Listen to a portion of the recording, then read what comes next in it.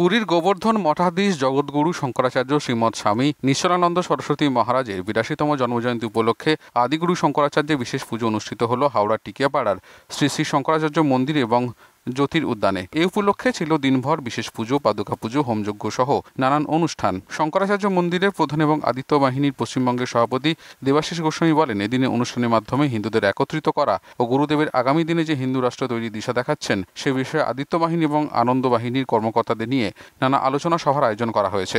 আনন্দ বাহিনী সর্বভারতীয় সাধারণ সম্পাদক পিঙ্কি গোস্বামী বলেন, হিন্দু সনাতনরা যাতে তাদের ধর্ম এবং কর্তব্যকে আগের মতোই পালন করতে পারেন তাই ঘরে ঘরে প্রচারের কাজ শুরু করেছেন তারা।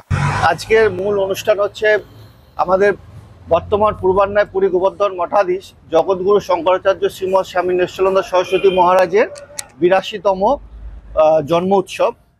সেই উপলক্ষেই আজকে ওনার জন্মতিথি অনুসারে আমাদের পুজো পাঠ, পাদুকা পূজন, হোম যজ্ঞর ব্যবস্থা করা হয়েছে। পশ্চিমবঙ্গে সারা রাজ্য জুড়ে যে কর্মসূচি করছে গুরুদেবের দেখানো মার্গদর্শনে আগামী দিনে ভারতবর্ষ হিন্দু রাষ্ট্র যে উনি দিশা দেখাচ্ছেন, সেই উপলক্ষে আদিত্য বাহিনী আনন্দমন্দির রাজ্য ভিত্তিক একটি আলোচনা সভা আছে এবং বিভিন্ন জেলার যারা কর্মাধ্যক্ষ আছেন তাদেরকে সম্বোধনা এবং কিছু কিছু ব্লকে এবং কিছু কিছু গ্রামের আমরা সভাপতি, সম্পাদক, পদাধিকারী নির্বাচন করব। এটা জগৎগুরু শঙ্করাচার্য 2021 সালের 17ই মে উনি ডিক্লেয়ার করেছিলেন বা ওনার মুখ দিয়ে নিশ্চিত বাণী যে আগামী দিনে অর্থাৎ 3.5 বছর মধ্যে ভারতবর্ষ হিন্দু রাষ্ট্র ঘোষণা হবে।